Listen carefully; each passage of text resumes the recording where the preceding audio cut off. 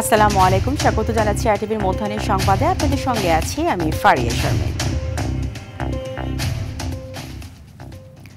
Bharat, Eurasia ও Myanmar tectonic প্লেটের সংযোগস্থলে অবস্থান হয় বড় ভূমিকম্পের ঝুঁকিতে রয়েছে বাংলাদেশ। প্লেটগুলো শত শত বছর ধরে শক্তি সঞ্চয় করার ফলে যে কোনো সময় হতে পারে আরও বড় মাত্রার ভূমিকম্প, এমনটাই বলছেন ভূতত্ত্ববিদরা। এদিকে ভূমিকম্প মোকাবিলায় সরকারের উল্লেখযোগ্য প্রস্তুতি নেই দাবি করে সংশ্লিষ্টরা বলছেন, প্রাকৃতিক দুর্যোগ মোকাবিলায় আপাতত জনসচেতনতার বিকল্প নেই। সর্দার রাজীবের প্রতিবেদনে থাকছে বিস্তারিত। শুক্রবার সকালে রাজধানী সহ সারা দেশে অনুভূত হয় মাঝারি মাত্রার শক্তিশালী ভূমিকম্প। এতে বেশ কয়েকজন নিহত সহ আহত হয়েছেন অন্তত 200। আল্লাহু আকবার। ভূমিকম্পের সময় আতঙ্কিত হয়ে ছোটাছুটি করেন নগরবাসী। অনেকেই এটিকে বলছেন স্মরণকালের ভয়াবহ মুহূর্ত। হঠাৎ করে চেয়ারটা মনে হলো কেঁপে উঠলো, 2 থেকে 3 সেকেন্ডের মধ্যে আমরা দৌড় দিলাম। তখন এমনভাবে ভূমিকম্প আমার লাইফে আমি ফার্স্ট ফিল করলাম। বাস্তবে এই প্রথম ফিল করলাম যে ভূমিকম্পের ভয়াবহতা আসলে কেমন হতে পারে। তবে যে কোনো সময় ঘটতে পারে এর থেকেও বড় ভূমিকম্প। ধ্বংসস্তূপে পরিণত হতে পারে রাজধানী ঢাকা, কারণ ভৌগোলিকভাবে বাংলাদেশ রয়েছে উচ্চ ঝুঁকিতে। আমাদের যে প্লেট পূর্ব দিকে তলিয়ে যাচ্ছে, তাহলে কি হবে? তলিয়ে যাওয়ার কারণে প্রতিনিয়ত মাঝে মধ্যে শেকিং হবে।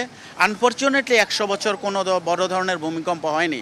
তার অর্থ হলো এখানে শক্তিটা 100 বছর যাবৎ সঞ্চিত হয়ে একটা ব্যাপক অ্যাটম বোম তৈরি হয়ে আছে এখানে। ভূমিকম্প মোকাবেলায় সরকারিভাবে গবেষণার তাগিদ দিয়ে এই ভূতত্ত্ববিদ বলছেন, পাঠ্যপুস্তকে এ সংক্রান্ত তথ্য যুক্ত করা সহ মানতে হবে ভবন নির্মাণের নিয়ম। পৃথিবীর মধ্যে অন্যতম ঘনবসতিপূর্ণ একটা দেশ বাংলাদেশ।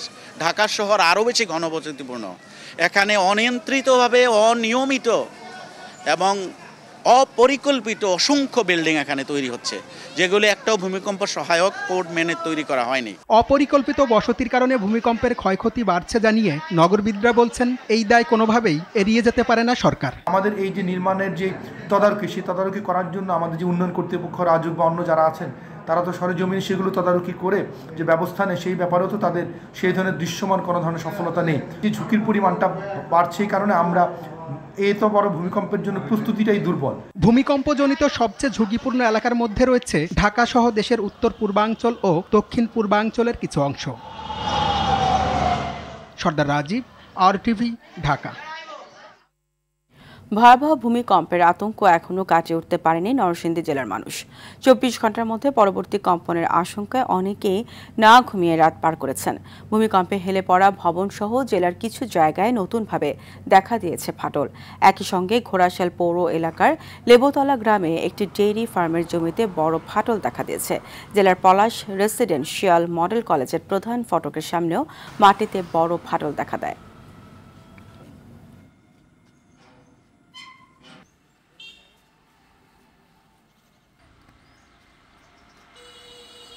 সন্তান ছিল পাশে, আমি আমার সন্তানের কথাই ভুলে গেছি। দৌড় দিয়া পরে মনে হয়েছে আমার সন্তান কোথায়। আমরা সারা রাত বাচ্চা বলা মানে ঘুমাইতে পারি নাই, সবাই মানে বুকের মধ্যে অনেক দগদগ করতেছে। আমাদের ভিতরে একটা আতঙ্ক সৃষ্টি করতেছে, আবার যদি কোন সময় ভূমিকম্প আবার আঘাত আনতে পারে এরকম। ভূমিকম্পের পরবর্তী অবস্থা জানাতে নরসিংদী থেকে সরাসরি যুক্ত হচ্ছেন সহকর্মী নূরে আলম রনি। রনি, ভূমিকম্পের পর নরসিংদীতে এখন কি অবস্থা দেখছেন? এখন তো সেখানকার মানুষের মধ্যে আতঙ্ক কি কিছুটা কমেছে কিনা জানাবেন। জি ফারিয়া, আপনাকে ধন্যবাদ। আপনি সংবাদে যেমনটা জানাচ্ছিলেন যে আসলে গতকালকে যে ভয়াবহ ভূমিকম্পের শিকার হয়েছিল আমাদের নরসিংদীতে, সেটির আজ কিন্তু এখনও কিন্তু মানুষের মধ্যে যে আতঙ্ক সেটি কিন্তু এখনও কাটেনি। মানুষ কিন্তু এখনও আতঙ্কের মধ্যে দিন পার করছে এবং তারা যেমনটা জানিয়েছেন যে গতকালকে যে ভয়াবহ ভূমিকম্পটি হয়েছিল এরপর থেকে কিন্তু তারা প্রতিনিয়ত আতঙ্কে দিন পার করতে হচ্ছে, বিশেষ করে রাত্রি যাপনে তারা আতঙ্কে কাটিয়েছে। আমি গতকালকের ভূমিকম্পের একটি ভয়াবহ চিত্র যদি আপনাদের দেখানোর চেষ্টা করি। এখন আমি রয়েছি পলাশ রেসিডেন্সিয়াল মডেল কলেজটিতে। আপনারা দেখবেন যে এখানে ভূমিকম্পে কি ধরনের একটি ভয়াবহ রূপ ধারণ করেছে। এখানে কিন্তু যে রেসিডেন্সিয়াল মডেল কলেজটির যে প্রধান ফটক, সেই ফটকের পাশে যে রাস্তাটি সেটি কিন্তু মাটি ফেটে এখানে কিন্তু বড় বড় গর্ত সৃষ্টি হয়েছে। আপনারা যদি দেখেন যে এই চিত্রটি আসলে দেখলে বোঝা যাবে যে ভূমিকম্পের যে ভয়াবহতা সেটি আসলে কতটুকু ধারণ করেছে। এবং এখানে যদি আপনাদেরকে একটু দেখানোর চেষ্টা করি, এই যে ঘরটি দেখতে পাচ্ছেন এটি নিরাপত্তা কর্মীর একটি ঘর, সেই ঘরটিও কিন্তু হেলে পড়েছে। এবং আমরা শুধু এই স্থানটি নয়, আমরা দেখেছি যে নরসিংদীর ঘোড়াশালে একটি ডেইরি ফার্মের মধ্যেও মাটি ফাটল দেখা দিয়েছে, সেখানেও বেশ কয়েকটি স্থানে মাটির ফাটল দেখা দিয়েছে। এবং আমরা যেমনটা দেখছি যে এখানে আজকে ঢাকা বিশ্ববিদ্যালয় থেকে ভূমিতত্ত্ব বিভাগ থেকে কয়েকটি ইউনিট এখানে এসেছে, তারা মাটি পরীক্ষা নিরীক্ষা করছে আসলে ভূমিকম্প কী ধরনের ক্ষতি হয়েছে এবং কোথায় কোথায় ক্ষতি হচ্ছে তারা কিন্তু সেটি পর্যবেক্ষণ করছেন, তারা সেখান থেকে তথ্য সংগ্রহ করছেন। এবং বলে রাখছি যে শুধু এই মাটি ফাটলই নয়, নরসিংদীতে কিন্তু বহু ভবন কিন্তু ফাটল দেখা দিয়েছে এবং বহু ভবন কিন্তু হেলে পড়েছে। আমরা যেমনটা দেখেছি যে নরসিংদীর সবচেয়ে বেশি যে ক্ষতিগ্রস্ত হয়েছে সেটি হচ্ছে নরসিংদীর ঘোড়াশালের অনেক ভবন কিন্তু ফাটল দেখা দিয়েছে এবং কয়েকটি ভবন কিন্তু হেলে পড়েছে। এবং ফারিয়া, আপনাকে জানিয়ে রাখছি যে নরসিংদীতে কিন্তু গতকালকে যে ভয়াবহ ভূমিকম্প হয়েছে সেখানে কিন্তু 5 জনের মৃত্যু হয়েছে এবং শতাধিক মানুষ কিন্তু আহত হয়েছে। এর মধ্যে যে নরসিংদী গাবতলী এলাকায় যে বাবা ছেলের নিহত হয়েছিল তাদের কিন্তু গতকালকে গাবতলী মাদ্রাসায় জানাজা শেষে কিন্তু আজকে কিশোরগঞ্জে নিয়ে যাওয়া হয়েছে এবং কিশোরগঞ্জে তাদের যে পারিবারিক কবরস্থান সেখানে কিন্তু তাদেরকে দাফন করা হবে। এবং আমরা জেলা প্রশাসন থেকে জেনেছি যেমনটা যে যারা ভূমিকম্পে নিহত হয়েছে তাদের পরিবারকে আর্থিক সহযোগিতা দেওয়ার জন্য তারা প্রস্তুতি নিয়েছে এবং যে সকল বাড়িঘর ক্ষতিগ্রস্ত হয়েছে সেগুলো তারা তথ্য সংগ্রহ করছে এবং সেখানে তারা সহযোগিতা করবে বলে আমাদেরকে জানিয়েছেন। তো ফারিয়া, এই ছিল আমার কাছে এখন পর্যন্ত নরসিংদীতে ভূমিকম্পের সর্বশেষ পরিস্থিতি। রনি, আপনাকে ধন্যবাদ। রাজধানীতে ভূমিকম্প আহতদের চিকিৎসার জন্য জরুরি আর্থিক সহায়তা দেবে ঢাকা জেলা প্রশাসন। নিহত ব্যক্তির পরিবারকে 25,000 ও আহতদের 15,000 টাকা করে সহায়তা দেওয়া হবে। ঢাকা জেলা প্রশাসক মোহাম্মদ রেজাউল করিম এক বিশেষ সংবাদ বিজ্ঞপ্তিতে এ তথ্য জানিয়েছেন। এতে বলা হয়েছে, ঢাকায় বসবাসরত অথবা ঢাকায় কাজে এসে যারা ভূমিকম্প চলাকালে দুর্ঘটনার শিকার হয়ে আহত হয়েছেন তারা এই সরকারি সহায়তা পাবেন। তবে আর্থিক সহায়তা পাওয়ার ক্ষেত্রে সংশ্লিষ্ট চিকিৎসকের সুপারিশ থাকতে হবে। এদিকে গতকাল ভূমিকম্পে শিশুসহ 10 জন নিহত ও 6 শতাধিক ব্যক্তি আহত হয়েছেন। সবচেয়ে বেশি 5 জনের মৃত্যু হয়েছে নরসিংদীতে। ঢাকায় 4 ও নারায়ণগঞ্জে 1 জন মারা যান।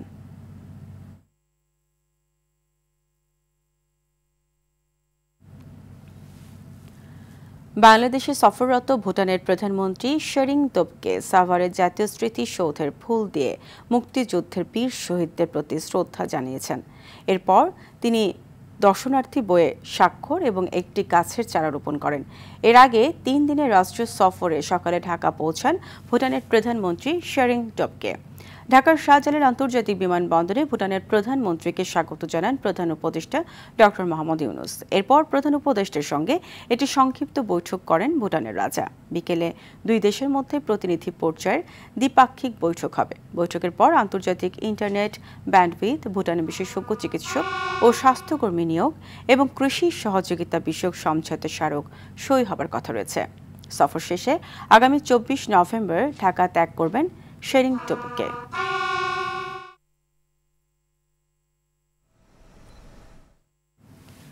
আসন্ন ত্রয়োদশ জাতীয় সংসদ নির্বাচন একটি ঐতিহাসিক নির্বাচন হতে চলেছে মন্তব্য করেছেন নির্বাচন কমিশনার আবুল ফজল মোহাম্মদ সানাউল্লাহ। তিনি বলেন, এবারের নির্বাচনে অংশীদার হতে রেকর্ড সংখ্যক আন্তর্জাতিক পর্যবেক্ষক অংশ নেবেন। এই নির্বাচনের মাধ্যমে গণতন্ত্রের পুনঃসূচনা হবে। সকালে রাজধানীর হোটেল লেকশোর হাইটেসে এশিয়ান নেটওয়ার্ক ফর ফ্রি ইলেকশনের আগামী জাতীয় নির্বাচন নিয়ে একটি কর্মশালায় তিনি এসব কথা বলেন। সুষ্ঠু, গ্রহণযোগ্য ও নিরপেক্ষ নির্বাচন দিতে কমিশন প্রস্তুত উল্লেখ করে তিনি বলেন, নির্বাচনে সামাজিক যোগাযোগ মাধ্যমে অপতৎপরতা ও কৃত্রিম বুদ্ধিমত্তা AI এর অপব্যবহার ঠেকাতে নির্বাচন কমিশনের চ্যালেঞ্জ রয়েছে। তবে অপতথ্য এবং AI এর অপব্যবহার ঠেকাতে নির্বাচন কমিশন কাজ করছে। Participatory elections, we had good turnout of international observers. Record সংখ্যক আন্তর্জাতিক পর্যবেক্ষক এই নির্বাচনে অংশ নেবে বলে আশা প্রকাশ করছি। তারা সবাই একটি ঐতিহাসিক নির্বাচনে অংশীদার হতে চায়। Here in Bangladesh, you will often find somebody, July গণ অভ্যুত্থানে ক্ষমতাচ্যুত সাবেক প্রধানমন্ত্রী শেখ হাসিনার মৃত্যুদণ্ডাদেশ নিয়ে প্রতিক্রিয়া জানিয়েছে পাকিস্তান। মানবতা বিরোধী অপরাধে হাসিনার বিরুদ্ধে হওয়া রায়কে বাংলাদেশের অভ্যন্তরীণ বিষয় বলে মন্তব্য করেছে দেশটি। শুক্রবার সাপ্তাহিক সংবাদ ব্রিফিংয়ে দেশটির পররাষ্ট্র মন্ত্রণালয়ের মুখপাত্র তাহির আন্ধরাবি এই মন্তব্য করেছেন। তিনি বলেন, শেখ হাসিনার মৃত্যুদণ্ড বাংলাদেশের অভ্যন্তরীণ বিষয়। বাংলাদেশের জনগণ নিজেদের গণতান্ত্রিক ও সাংবিধানিক প্রক্রিয়ার মাধ্যমে এসব বিষয় সমাধান করতে সক্ষম বলেও মন্তব্য তার। এর আগে গত সোমবার জুলাই আন্দোলনের সময় মানবতা বিরোধী মামলায় শেখ হাসিনাকে মৃত্যুদণ্ড দিয়েছেন আন্তর্জাতিক অপরাধ ট্রাইব্যুনাল।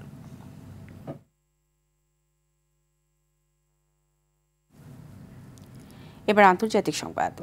তিক্ততা পাশ কাটিয়ে অত্যন্ত সফলভাবে শেষ হল যুক্তরাষ্ট্রের প্রেসিডেন্ট ডোনাল্ড ট্রাম্প ও নিউ ইয়র্ক শহরের নবনির্বাচিত মেয়র জোহরান মামদানির বৈঠক। কয়েক মাস ধরে প্রকাশ্যে রাজনৈতিক বিরোধ চলার পর শুক্রবার হোয়াইট হাউসে প্রথম মুখোমুখি হন তারা।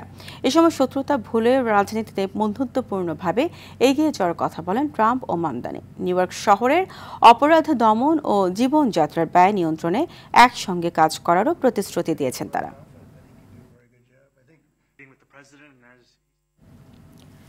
ফিলিস্তিনের গাজায় লাগাতার ইসরায়েলি আগ্রাসনের পর গেল মাসে যুক্তরাষ্ট্রের মধ্যস্থতায় কার্যকর হয়েছে যুদ্ধবিরতি। তবে এর মাঝেও ইসরায়েল এখন পর্যন্ত অন্তত ৬৭ শিশুকে হত্যা করেছে বলে জানিয়েছে জাতিসংঘের শিশু বিষয়ক সংস্থা ইউনিসেফ। তথ্যটি নিশ্চিত করেছে আন্তর্জাতিক বার্তা সংস্থা আল জাজিরা। এদিকে শুক্রবার জেনেভায় এক সংবাদ সম্মেলনে ইউনিসেফের মুখপাত্র রিকার্ডো পিরেস জানান, নিহতদের মধ্যে একটি নবজাতক মেয়ে শিশুও রয়েছে। তিনি আরও বলেন, এগুলো কেবল সংখ্যা নয়, প্রতিটি শিশু ছিল একটি পরিবার, একটি স্বপ্ন, যা অব্যাহত সহিংসতার মুহূর্তেই নিভে গেছে। এমনকি ধ্বংসস্তূপের মধ্যে টানা শীতে তাঁবুতে থাকা লক্ষাধিক শিশুর জন্য শীতকাল আরও বড় হুমকি হয়ে সামনে এসেছে বলেও জানান তিনি।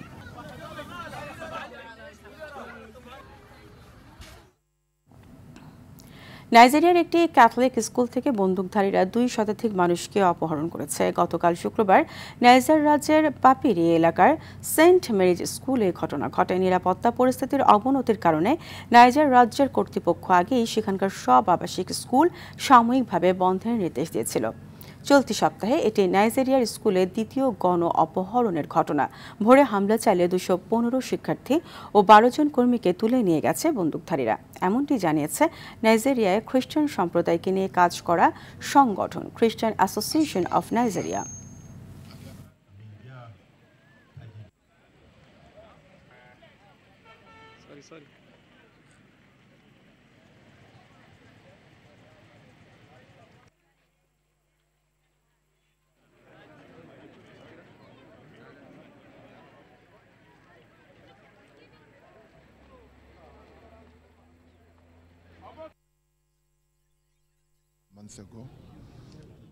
রাজধানীর ডিপ্লোমা ইঞ্জিনিয়ার্স ইনস্টিটিউটে আলোচনা সভায় বক্তব্য রাখছেন বিএনপি মহাসচিব মির্জা ফখরুল ইসলাম আলমগীর। আমরা সরাসরি চলে যাচ্ছি সেখানে। এই অবস্থার মধ্যে ছিলাম, তাদের কাছে আমি শুনেছি সব সমস্যাগুলো।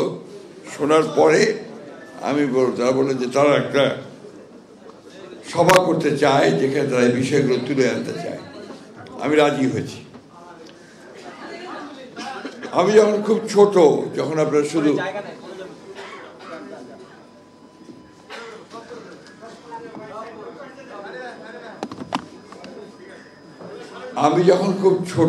যখন আপনার অক্ষর জ্ঞান আমার মা আমাকে দিতে শুরু করেছেন, তখন আপনার সরেও সরেয়া ক খ, সেই সঙ্গে কিন্তু আলেফ বে তে সে, সেটাও আমাদেরকে শিখেছে। এবং এইভাবেই কিন্তু আমরা যারা ইসলাম ধর্মে বিশ্বাস করি, আমাদের শৈশব কাল থেকেই আমরা কিন্তু ওই আমাদের যে কৃষ্টি, আমাদের যে শিক্ষা, সেটা আমাদের পরিবার থেকেই তৈরি হয়। পরিবার থেকে তৈরি হয় বলেই আমাদের ধর্ম ইসলাম আমাদের যে শিক্ষা দেয়, সেই শিক্ষাগুলো আমাদের আপনার মননে, অর্থাৎ আপনার আমাদের মনস্তাত্ত্বিক বিষয়ে সেটা চলে আসে। আমার একজন অত্যন্ত শ্রদ্ধেয় শিক্ষক ছিলেন মৌলানা তামিজউদ্দিন আহমেদ। উনি বিখ্যাত আলেম ছিলেন ওই এলাকায়, এবং ওখানকার আলিয়া মাদ্রাসার প্রিন্সিপাল ছিলেন। এবং আমাদের ঠাকুরগাঁয়ের জামে মসজিদের পেশ ইমাম ছিলেন এবং কেন্দ্রীয় যে আপনার জামাত হয়, ঈদের জামাত, সেই জামাতে তিনি নামাজ পড়াতেন। অত্যন্ত বিদ্বান, পণ্ডিত, স্কলার লোক ছিলেন। অনেক ঘটনা আছে, আমি শুধু একটু বলতে চাই তিনি আমাকে তার দ্বারা প্রভাবিত হয়ে আমি যেটুকু শিখেছি তা হচ্ছে যে প্রকৃত মানুষ হচ্ছে আসলে ইসলামের শিক্ষা। একজন মানুষ যদি মানুষ হয়, যে অন্যান্য মানুষকে সম্মান করবে, আমার রসুলের যে শিক্ষা যে সবাই সবসময় অন্যকে সম্মান করবে, তার যে পাওনা সেটা বুঝে দেবে, আর তুমি বিনয়ী হয়ে থাকবে, নিচে থাকবে, এই শিক্ষাগুলো আমরা ছোটবেলা থেকে পেয়েছি। যে কারণে পরবর্তীকালে যখন জীবনের কাজের জীবনে এসছি, রাজনৈতিক জীবনে এসছি, সেইখান থেকে কিন্তু আমরা বাইরে যেতে পারিনি। রাজধানী ডিপ্লোমা ইঞ্জিনিয়ার্স ইনস্টিটিউট থেকে বিএনপি মহাসচিব মির্জা ফখরুল ইসলাম আলমগীরের বক্তব্যের অংশ বিশেষ দেখছিলেন। মধ্যাহ্নের সংবাদ এ পর্যন্তই। দুপুরের সংবাদ 2:15 দেখার আমন্ত্রণ রইল। ধন্যবাদ সবাইকে।